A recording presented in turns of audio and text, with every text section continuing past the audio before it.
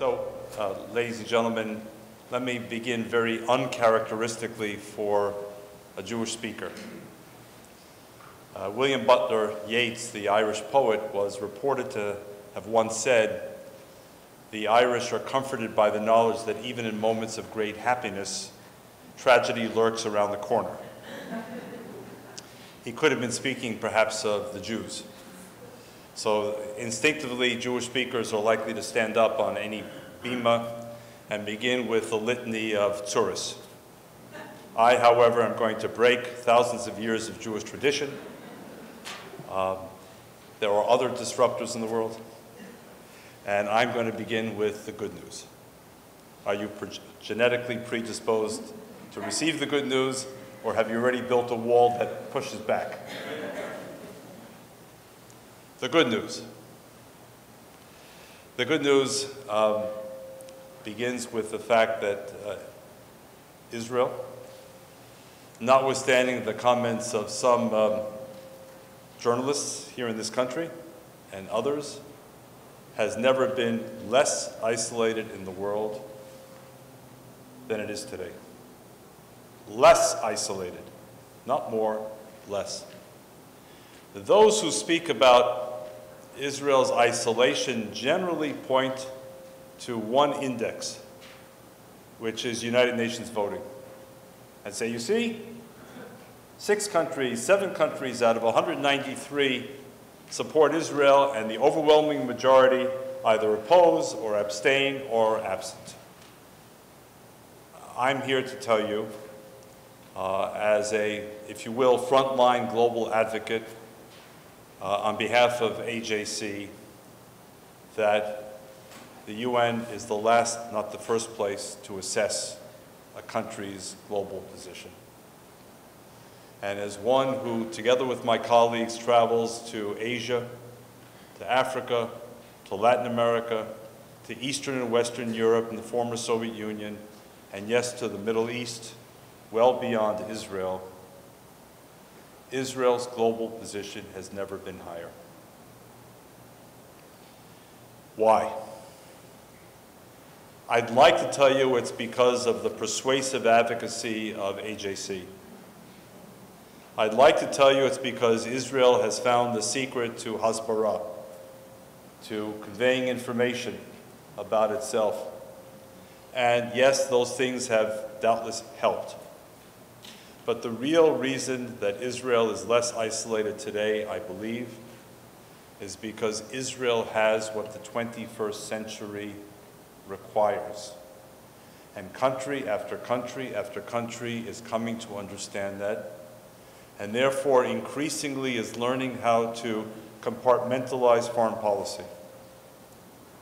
It doesn't mean that overnight they necessarily love this or that Israeli government.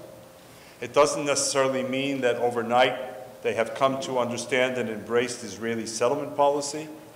It simply means that whereas in the past many countries define their relationship exclusively through a political prism, they're now understanding that they need to broaden the lens. Water management, food security, cybersecurity, health security, counterintelligence, airport security, national resilience. Go down the list of what countries need in the 21st century, and you're likely to find that Israel has it and may have it in spades. So, for example, we meet with the foreign minister of a Central American country, and he says to us, "My friends, we have a country that has massive rainfall, yet we lose 95% of the rainfall because we don't know how to capture it. So ironically, we have the rainfall and we suffer from drought. Can you get Israel to pay attention to us?" We travel to Northeast Asia, where a rationally irrational or irrationally rational leader of North Korea is playing mind games and other tricks with his neighborhood. And what do the neighbors need? They need to understand cybersecurity, and they need to understand missile defense. Can you think of a country that's pretty good at both and that has created affordable, practical, tested methodologies? We all can. Just keep going and going and going, and you'll find, as we do, and we touch down at AJC in 115 countries a year. We're just seeing this more and more and more. I'll just give you one other example for the moment. We were meeting with the Prime Minister of a European Union country that traditionally is quite hostile, certainly in its voting. And we were told on the way into the meeting, be aware of the fact that the Prime Minister has just been up for 24 straight hours in difficult budget negotiations. He's going to need to cut the budget. There are protests already gathering outside that want his head, so enjoy the meeting. We walk into the meeting, the man is haggard. He hasn't shaved, he clearly hasn't slept. He's in his mind already firing the staff member that put us on the schedule. What does he need this group coming from the United States for at this moment in time? And so, without necessarily knowing the answer, we do a diplomatic Hail Mary. Can I use that term in a sanctuary here at the Temple Shalom? Well, Tom Brady tried his own Hail Mary yesterday. I hope mine works better.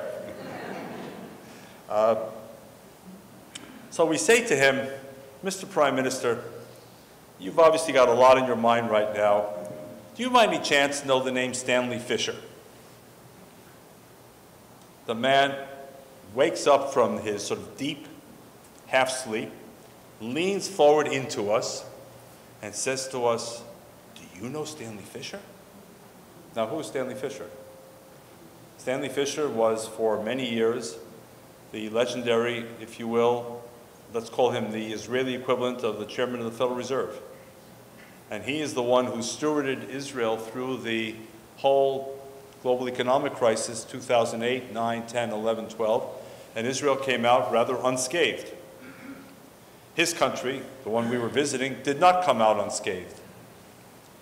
We ended up spending an hour and a half with that prime minister. There was not one mention of settlements. There was not one accusation against the so-called Israeli right-wing government. All there was a hunger, a desire to gain access to Israeli expertise and knowledge. So we have to learn to compartmentalize our thinking. The whole world is not against Israel. The whole world is not against us. There is good news out there, and it can even potentially reverberate at times in the United Nations.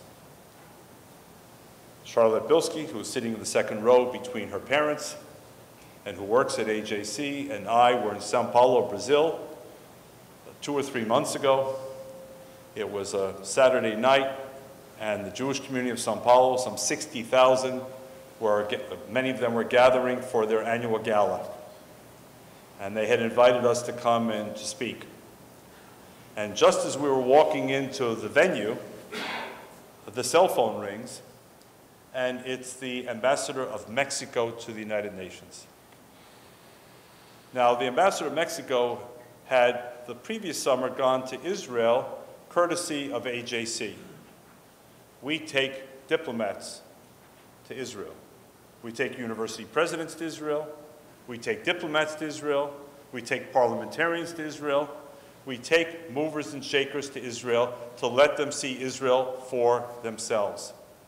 Not through the prism of the media, not through the prism of UN resolutions, but through the prism of their own eyes, because we know, after bringing more than 6,000 such people to Israel, that Israel sells itself, warts and all. And believe me, we take them everywhere. We even pay for them to go to Ramallah to meet the Palestinian leadership, more often than not to hear how terrible Israel is. But it enhances the credibility and the integrity of the trip. That's all important to us. And by the way, as the Aspen Institute discovered after a year-long study, we have a 90 to 92% success rate. This Mexican ambassador to the United Nations says, I have good news. We have just engaged in an extensive review of UN General Assembly resolutions affecting Israel, and we are changing our vote on 13 of those resolutions starting right now. The UN may be the last place, because Mexico-Israel relations are good bilaterally, but multilaterally it's also begun to change, at least for some. So that's the good news. And there's one more piece of good news in this regard. The changes are not just in Mexico. The changes are not just in Asia and Africa. The changes are taking place in important parts of the Middle East. We will not see that reflected in any United Nations voting anytime soon. When it comes to the UN, to mix metaphors, the Arab nations are more Catholic than the Pope. They're going to vote automatically, I'm sorry to say robotically, against Israel, often half-heartedly, but nonetheless, that's how they'll vote. So we're not going to measure Israel's relations with Sunni Arab countries based on their UN voting. Nothing has yet changed there. Not at the UN, not at UNESCO, not at the Human Rights Council, not in the International Atomic Energy Agency. Those will be the last places, perhaps.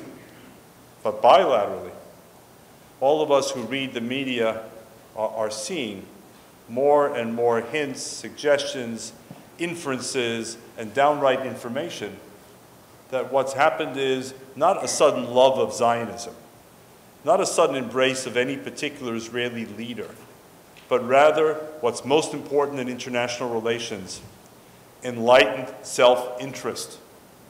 This is what drives the world. Enlightened self-interest, not sentiment, enlightened self-interest. And those countries' enlightened self-interest today increasingly converges with Israel. Why? Above all, for one obvious reason, Iran. Iran and the Iranian bloc. Iran, which is trying through its reach in Iraq, in Syria, in Lebanon through Hezbollah, in Hamas, in Yemen and elsewhere, Iran, which is trying to establish regional hegemony, which poses essentially an existential threat to the Sunni Arab world. So in the confrontation between the Sunni Arab world and this Iranian bloc, the enemy of my enemy becomes my new BFF. Well, maybe not BFF, maybe BF. Or maybe not even BF, but BA, best acquaintance, or something. Because after all, Israel shares the same concern about Iran, its long arm, its support for state and non-state actors, its attempts to destabilize, to infiltrate, to extend and expand. Israel has what it takes to confront Iran, which are essentially three things. One, military capability. Two, political will. And three, actionable intelligence. Without even one of those three items, you can't act. And most countries don't have at least two, maybe even three of those items. So Israel becomes a de facto putative ally of the very same countries that fear and feel the Iranian threat. By the way, I have to add editorially, the Iranian threat, which we had been told by our own nation's leaders here, would go down, not up, as a result of the Iran deal. And here I speak from very personal experience, having sat on the 7th floor of the State Department more than once, having hosted the 7th floor's occupants at the AJC building in New York more than once, including Secretary of State John Kerry, who came on crutches, to his credit, after his bicycling accident in France in order to spend 90 minutes with AJC leaders to convince us to support the Iran deal. We listen carefully, respectfully, because that's AJC's style. Mona and Jane both referred to it. It's our style. We listen. God gave us one mouth, but two ears. There was a messaging in the ratio, which I'm ignoring at the moment. And we were told that this deal will strengthen the hands of the moderates in Iran at the expense of the extremists in Iran, that this deal, while unleashing frozen assets of Iran around the world, including in this country, would see that money flow for domestic infrastructure, long delayed, rather than for support of regional aggression and adventurism. I'm sorry to say, because I wanted to believe our own government assessment, even though we were skeptical. I wanted us to be proved wrong. We have not been proved wrong. To the contrary, I fear we have been proved right.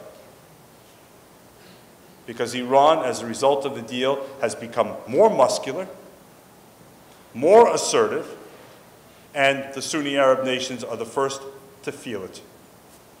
And so, if the first act of existence is survival, and only then you get to enjoy the luxuries of other things in life, but first you have to survive, the Sunni Arab world believes that Israel is essential to the survival of their bloc. Again, please don't expect this to translate tomorrow into UN voting or the withdrawal of the next UNESCO resolution chipping away at Jerusalem's history, or the next attempt to strip Israel of its reported nuclear arsenal. Those things will still happen. But then you read, because the newspapers reported on it, that Israel is bombing ISIS encampments in Sinai in cooperation with and full support of the government of Egypt. And that's just one tidbit. And you ask yourself, how many more tidbits are there? What are the things that I don't yet know? Or you ask yourself, why is it that Saudi Arabia was so muted about the announcement by the U.S. administration that we're recognizing Jerusalem as Israel's capital? One might have thought that Saudi Arabia would lead a global conflagration in response to this. And yet, we didn't hear that from Saudi Arabia. To the contrary, we're hearing rather different voices in Saudi Arabia now, including some initial respect for the Holocaust even, things that were inconceivable months, years ago. So I don't want to say that all is now well and the Jews can finally sleep quietly at night. And by the way, as someone once famously said, the prophetic vision will be realized not just when Jews get a good night's sleep, but when they let others get a good night's sleep too. So we're not quite there yet. But there is good news. The other good news, and no, don't worry, I'll get to the bad news. I don't want to disappoint. The other good news is us.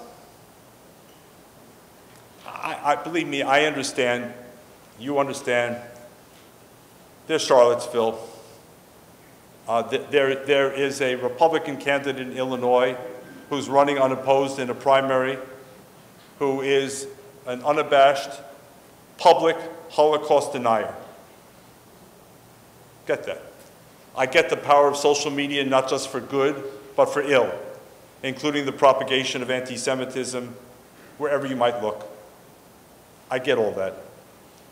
But if we begin to succumb to a garrison mentality or a siege mentality, I think we're missing the extraordinary gift we've been giving to live in this country at this time. And that's not a partisan political statement of any sort. It's simply a reality.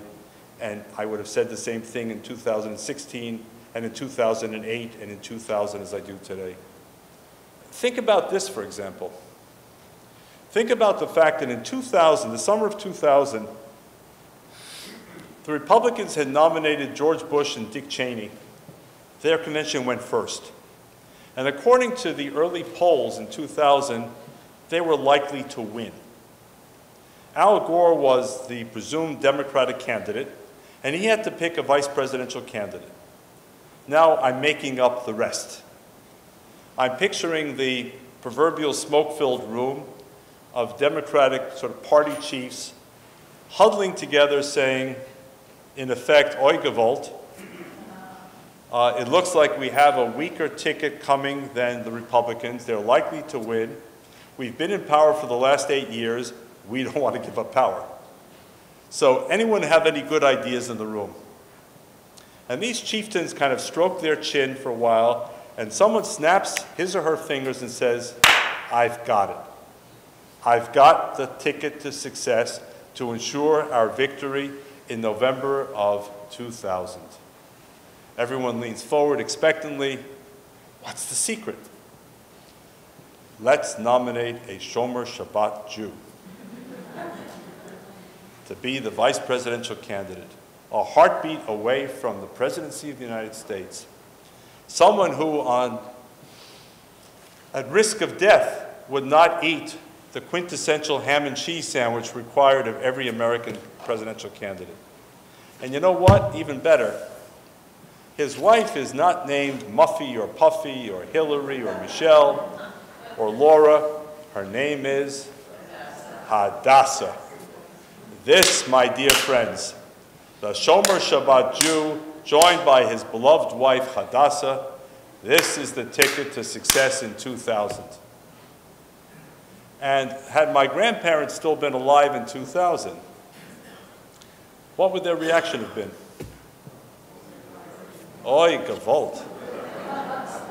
Oh my God, if anything should go wrong and they get elected and the economy goes down, they're going to blame the Jews.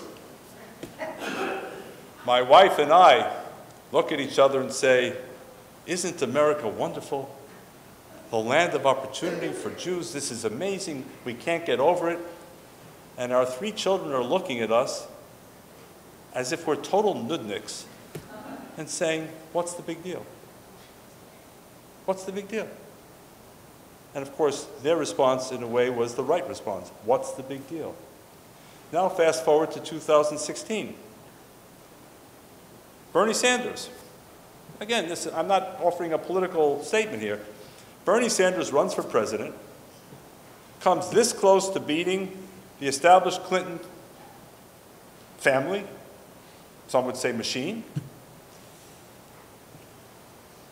I will bet that most of the people who voted for him had no clue he was Jewish. And if they had a clue he was Jewish, it mattered not a whit. Not a whit. And remember, for the classic anti-Semite, it's not about whether the Jew goes to synagogue or not. It's not about whether the Jew eats a ham and cheese sandwich or not. For the classic anti-Semite, it doesn't matter. For the classic anti-Semite, if you're a Jew, you're a Jew, you're a Jew. In the same way, forgive me, that for the Germans, they made no distinction in their arrest and deportation policy between Reform Jews, atheist Jews, anti-Zionist Jews. A Jew was a Jew was a Jew. The good news, I don't think that many of us today, in thinking about moving to Greenwich or Darien or New Canaan or Chappaqua, think twice about restrictive covenants in the deeds. When our children apply to college, they may think about BDS issues, but they're not thinking about numerus clausus. The quote is that once characterized. We have been the most fortunate Jewish generation in diaspora history. And even as we face challenges, and we do, we must not lose sight. We must not become these binary Jews for whom everything is either incredible or disastrous. Life is rarely as simple as that. As the French novelist Guy de Maupassant wrote the very last line of a wonderful novel he wrote called Une vie, a life. He wrote, La vie, voyez-vous, n'est jamais si bon ni si mauvais qu'on croit. Life, you see, is never as good or as bad as you think. And we Jews, I think, need to better understand the nuances and shades in life rather than moving towards the poles. The poles as in, I'll get the pole. That was not the segue.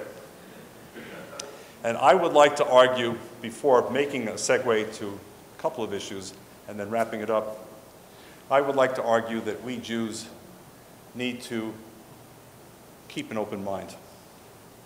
And I fear in America more generally today, we have the closing of the American mind. And I fear that American Jews are following that larger American example of the closing of minds. And it is so much easier today to close one's mind and to live in an echo chamber where all we hear and all we let in, the media sources, the informational sources, even our friends, are people with whom we agree. And as one who was raised in the era of Huntley Brinkley and Walter Cronkite and Eric Sevareid, they forced us to think. They didn't think for us. If I turn on the television tonight and watch Rachel Maddow or Sean Hannity, they'll tell me exactly what I should think. And they'll reinforce what I want to think, what I'm predisposed to think. I worry that we are stopping the process of an open mind and the filtering of information and the critical judgment required to make our own independent decisions. And we're falling into these echo chambers and ideological informational traps, and we Jews can't afford it. On my job, it doesn't matter whether I voted for Hillary Clinton or I voted for Donald Trump.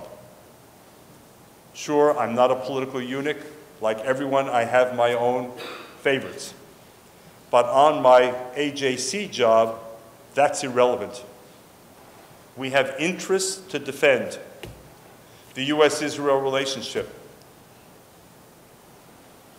the need to confront anti-Semitism at home and abroad, the march of jihadism, the threat of proliferation to Iran, North Korea, etc., the protection and preservation of democratic societies, which are our best insurance policy for any minority, including the Jews, and which are under assault today, more generally, where we even live in a world where we coin terms like illiberal democracy and post-truth societies. What in the world is an illiberal democracy, and what in the world is a post-truth society? And yet I see too many Jews closing their minds. So if I say, for example, that, I think that Donald Trump was right on Jerusalem, and I do.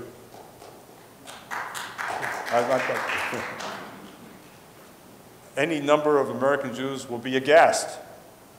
How can you say that? How can you say anything positive about the President of the United States? And by definition, if he did it, it must ipso facto be wrong. It's not the way I think. I don't think it's the way any of us should think. If Donald Trump says there's something wrong with the Iran deal, I agree. There is something wrong with the Iran deal. I can't say with any certainty that he will set it right. I can't present to you what the game plan is for getting our allies to join with us. I don't know. But if he says there's something wrong with the Iran deal, yes, there is something wrong with the Iran deal. And conversely, when the President of the United States changes his tune from a Saturday to a Monday to a Tuesday regarding Charlottesville, we've got to speak out no less. But in speaking out and criticizing Donald Trump for his zigzagging from Saturday to Monday to Tuesday on Charlottesville does not prevent me from a day or a week or a month later being able to say, thank you, Mr. President, for recognizing the reality that Jerusalem is Israel's capital. That's all. Lightning doesn't strike. The world doesn't come to an end. But we have kept an open mind. And we need to if we're here to defend our interests. There are other venues and places for me if I wish to be a partisan Democrat or a partisan Republican. But I'm a Jew. trying to act on what I believe to be in the best interest of the Jewish people through the platform of AJC. And that means, on the one hand, defending and strengthening American pluralism and the fabric and fiber of our relationships with other communities and groups as the essence of America. And on the other hand, recognizing that it is essential for us to defend American international engagement, support for our allies, strong messages to our adversaries, and we will either speak up for or against whatever any administration does. We opposed the Obama administration on the Iran deal. We opposed the Trump administration on Charlottesville, as just two illustrations. And by the way, I'll say this very personally. Rabbi Mitch spoke about his daughter who was in our LIFT program, Leaders for Tomorrow, the high school program that we began and that's now here in Westchester Fairfield as well in its first year here. I meet with each of the student groups in New York and now Westchester Fairfield and Chicago. I hope to meet them in Atlanta as well. And I tell them, advocacy is not debating. I was a high school debater. For 4 years, I traveled throughout the East Coast and Canada. Our school approached debating the way I'm told some Texas high schools approach football. I mean, it was all-consuming, and it was a blood sport. And I loved it. I loved it. And when I became an advocate through AJC, my first instinct was to debate. To tell you, Mr. Ambassador, you, Madam Foreign Minister, you, Mr. Senator, you, Madam Congresswoman, why you're wrong, why I'm right and you're wrong. We, the Jews, are no longer debaters, we're advocates. And the fundamental difference is, in advocacy, you need two winners, not one. In debating, you only get one winner, not two. Big difference. In debating, I knew that in order for me to win, my opponent had to lose. In advocacy, the ideal situation is, in order for me to win, the ambassador or the foreign minister or the senator or the congressman has to win as well. And that requires an open mind. That requires the ability to be nimble and understand nuance and situational empathy. And that's what AJC tries so hard to do. Finally, where are we principally concerned? Well, number one, because we just went through the Yom HaShoah, or what the UN calls International Holocaust Remembrance Day. And we at AJC attended several events. There's something that really profoundly worries me. It's not just immediate, it's long-term. I go to these events. Sometimes I'm asked to speak at these events. And I'm seeing several things that are consistent and consistently troubling. Number one, what I will call the universalization of the Holocaust in the negative sense of the disappearance of the Jewish specificity to the Holocaust. We're now so caught up in these in the language of universal horror and universal victimization that the specificity of what happened to the Jewish people from January 30th, 1933 to May 8th, 1945 is being lost. And I could cite you example after example. Instead, we have well-intentioned but ultimately sanctimonious statements about never again, never again, never again, while yes again, yes again, yes again is happening, whether to Jews or to others.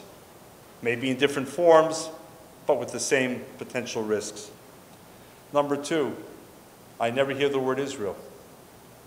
At any of these events, I never hear a connection drawn between speakers about the meaning of the Shoah in the 21st century and a connection to the state of Israel. For me, the connection is central and obvious. And here I move away from our biblical attachment to Israel, the metaphysical link between us and the land of Israel, to the more practical consideration that faced my parents and perhaps some of your families in the 1930s.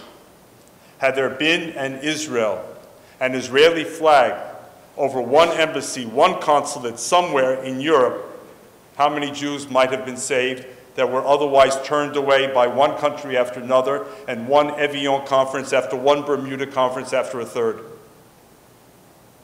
And yet, the connection is not made. Too delicate, too sensitive. Don't go there. And the third is the lack of connection to contemporary anti-Semitism.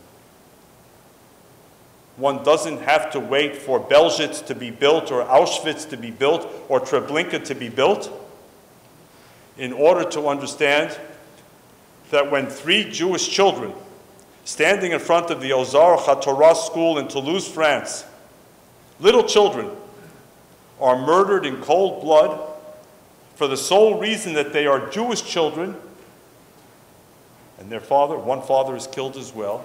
Or when an 8-year-old child in France just a few days ago is assaulted because he is conspicuously Jewish, and I can go on and on and on. How can we speak about the meaning of the Shoah without linking it to contemporary events? Oh, but wait, too delicate. We might step on toes, and we can't afford to step on toes. But wait, if we're talking about far-right neo-Nazi skinheads, yes, we can talk about that. Yes, those are the enemy we love to hate. They're the easy ones to organize around. But if we're talking about others, including those who killed the children in Toulouse, those who attacked the kosher market in Paris, those who attacked the synagogue in Copenhagen, those who attacked the Jewish Museum in Brussels, those who kidnapped Ilan Halimi, those who murdered Sarah Halimi, those who killed the Israeli tourists in Bulgaria, then we need to be extraordinarily careful lest we offend and upset, because they are not the neo-Nazi skinheads. Their motivation was another one.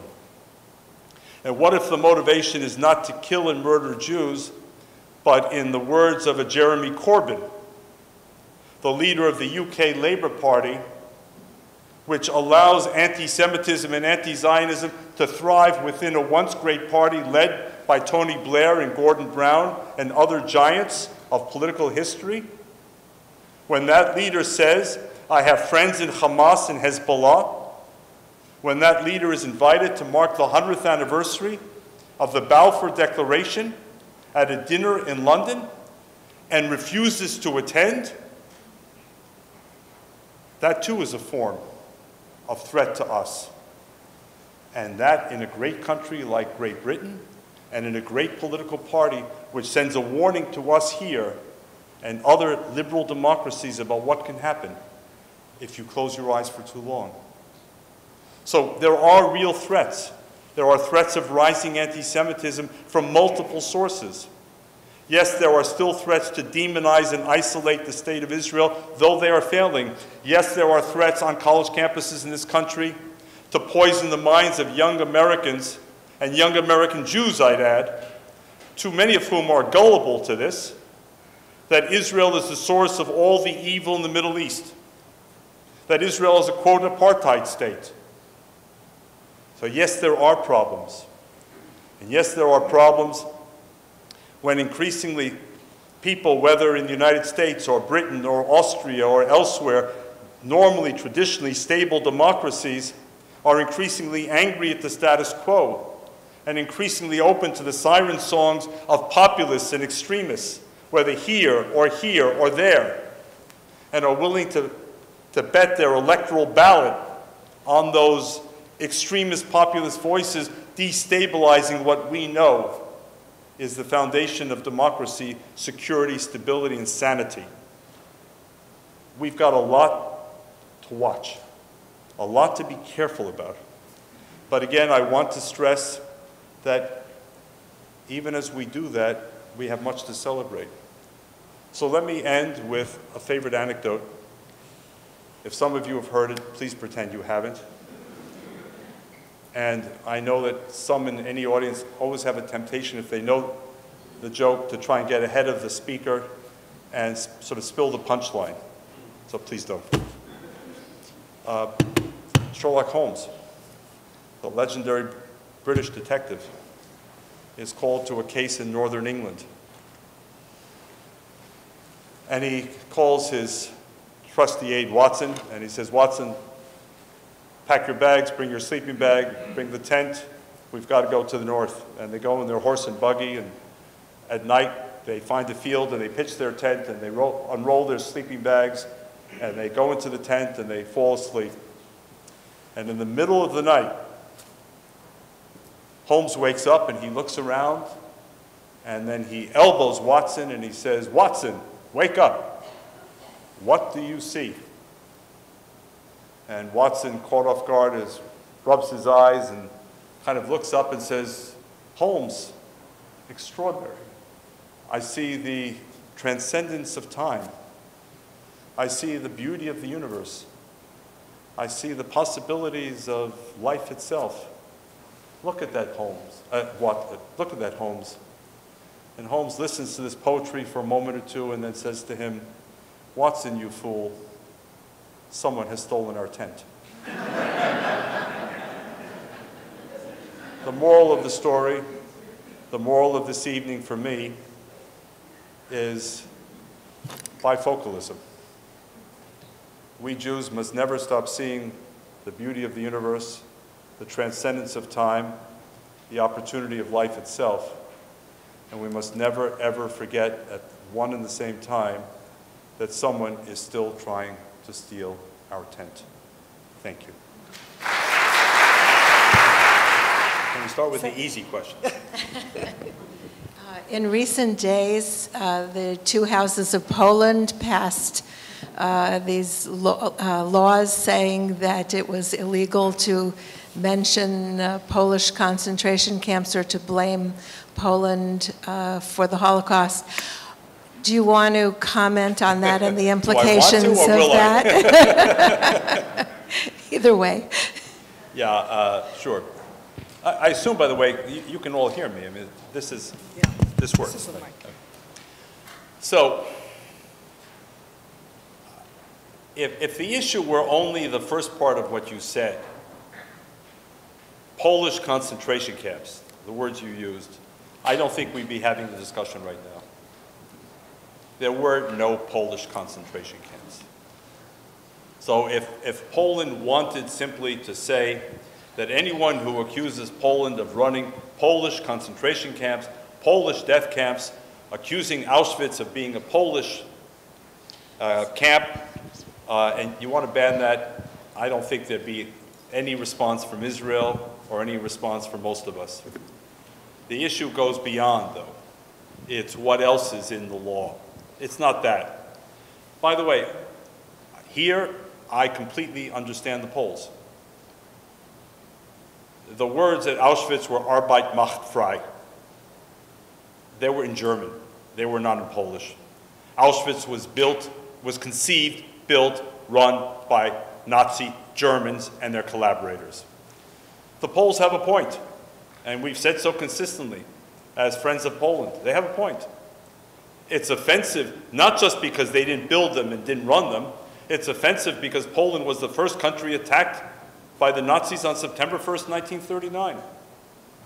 It's offensive because Poland fought back.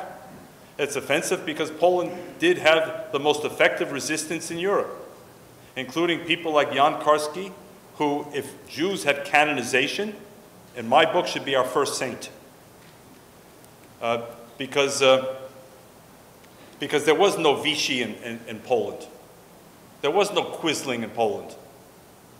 There was no Father Tiso in Poland. I'm referring to Norway, France, Slovakia, Croatia. That's all true. And the Poles get rightly upset when some, Jews and non-Jews, say otherwise. The problem is that Poland, like many countries, had a more complicated history than it sometimes presents to itself. Yes, it was a valiant nation. Yes, it was a heroic nation. Yes, it was a victim nation. It's all true. But at the same time, there were Poles, not the Polish nation, Not the Polish government in exile, but there were Poles who committed atrocities against the Jews, even as Jews and Poles were both targets of the Nazis. That's where the law becomes so problematic, because it tries to, in effect, stifle or even criminalize that kind of discussion. So a Professor Jan Gross of NYU and Princeton, who wrote a very powerful book called Neighbors. He wrote 2 books in this regard, I think Neighbors and Fear. One was about Jedwabne. If you don't know what Jedwabne is, I'd urge you to look it up.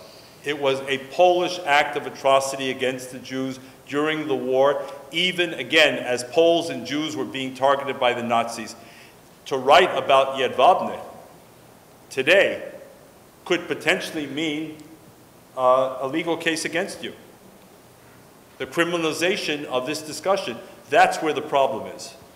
And that's where we, AJC, the United States government, to its credit, and the Israeli government are all trying to push back, together with, to be fair, some Poles who agree with us that Poland needs to confront not just the good in its history, but the problematic in its history. Yes, sir. Yeah, well, the Caroline Glick book, I'm sure you've read about the one-state solution, so there are other options, but we're not going to go into the weeds right now. But well, what I would like to do is applaud you for your work. I think your work is tremendous. I think that it's very productive and it's exceptional. I applaud the stance that you took on the Iran deal. I think it was one of the most significant stances that almost any Jewish organization had taken.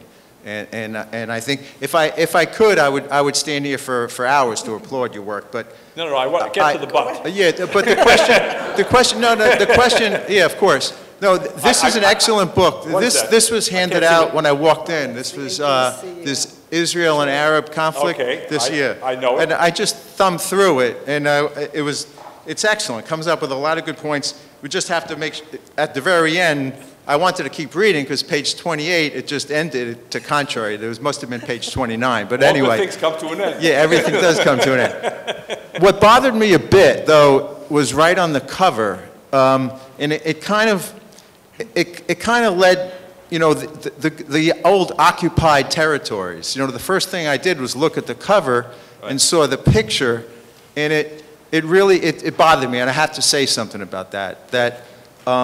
Jerusalem is circled there. It's a big, you know, in the shrinking of the country. And I just feel that the occupied territories is just as clear as can be in looking at this picture. So that bothered me.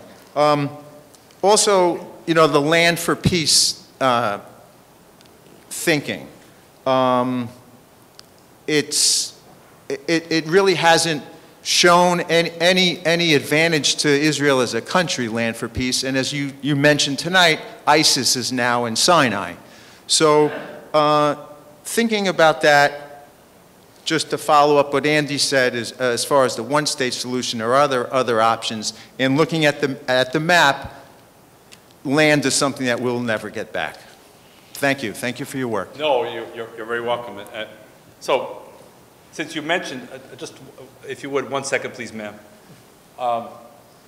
Open-mindedness, since you mentioned Caroline Glick, 2 years ago at our Global Forum, which is our big annual gathering, several thousand people, some of you were there, Mona, we had Caroline Glick and Ari Shavit debating the one-state versus the two-state solution.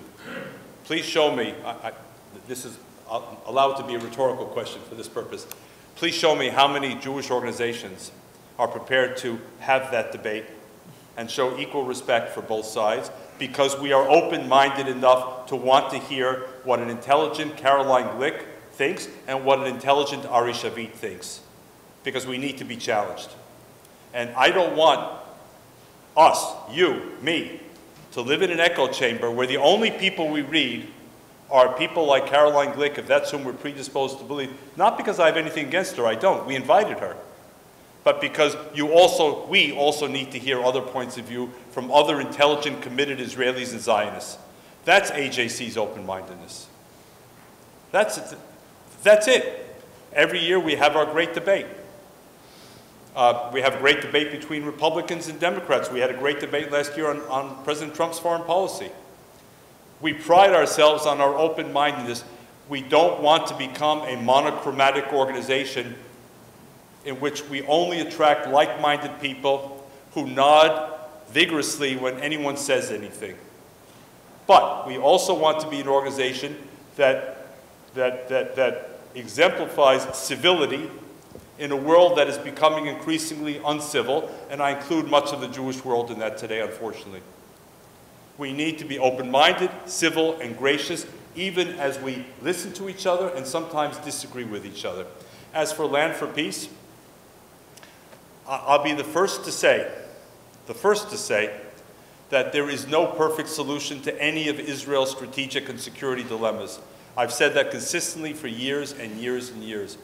You have a series of bad options, and one has to choose what one thinks is the least bad option in a menu of bad options. If Israel was located between Norway and Sweden, I wouldn't be having this discussion. There are no good options. Israel left Gaza. On the one hand, there was a strong case to make for leaving. On the other hand, it resulted in Hamas. I get that. Israel left southern Lebanon. There was a good case to leave. We got Hezbollah. I get that. Israel left Sinai. We got ISIS. But in the process, one has to add, we got Egypt as an ally. Nothing is black and white. One has to sort through the nuances, and it's far easier for those of us, you and me both, outside of decision-making, to make decisions for the decision-makers than those who have the responsibility not just to make the decisions, but to live with the actual consequences of their decision. From the outside, it can look easy. Boom. I'm a journalist, I'm an advocate, I can say whatever I want, and I don't pay for the consequences of what I say. The decision makers do. I have to have more sympathy for them. I think there was something over here. Ma'am, Yes. Thank you for your patience. Is there a microphone? There's a microphone, There is. yeah. Vicky is coming over. First of all, thank you for that very inspiring talk. And I was so glad that you started with the things that are good. Oh, thank you. Because I'm glad you noticed. one of the conundrums that I see is I very often say, oh my God, look what the United Nations has done or will be doing and what the 190 states will do. The budding relationships and associations with the countries that you mentioned in Asia, in South America, Latin America, how would one who seeks to be an advocate become more familiar or apprised as to these budding relationships that are beginning, so when we advocate, that we can say, we're not seeking to isolate Israel. Israel is becoming involved with. How do we learn? How do we know what is going on so we can advocate from a position of intelligence? Did we plant that question? No. If we didn't, we should have. Well, it's a great question. I thank you for asking it, and the answer is 3 letters. Look, I don't say it simply because, it's convenient. This is what we do for a living. We're global advocates. We go and meet. I see Candy Gould sitting right here. There are lots of examples here in the audience of people just like yourself who are not necessarily diplomats by training or by experience, but who are passionate and caring and want to make a difference and know that as individuals, there isn't a whole lot most of us can do. Most of us don't have a Rolodex that includes presidents, prime ministers, foreign ministers that we can pick up the phone and say, hey buddy, can you change your vote? Or can you do this or that? We need a platform. AJC gives us the global platform because thanks to people who preceded you and me, they have built this credible, respected organization that has access to global leaders. And again, to come back to an earlier point, not to global leaders who necessarily agree with us. That's easy. But to global leaders who count in our lives, whether we approve or disapprove of their policies. And we need to get before them and make the smartest, most nuanced, most effective case, not just for why it's in our interest that they vote this way or that, but why it's in their interest. That's the key to smart advocacy. Thank you, and good night.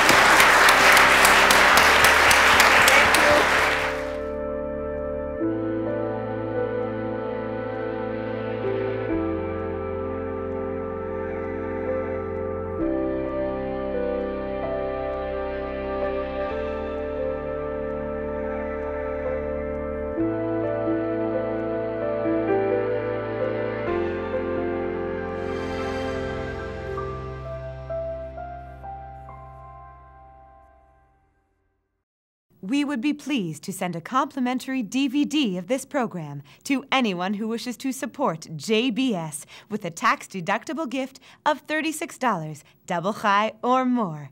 Simply visit the JBS website at jbstv.org and click on the Donate button to make a donation by PayPal or your credit card. And please, indicate the program for which you would like a DVD. Or you can send your tax-deductible check to JBS, P.O. Box 180, Riverdale Station, Bronx, New York, 10471. And again, please remember to indicate which program you would like to receive with our compliments. And we thank you for your kind support.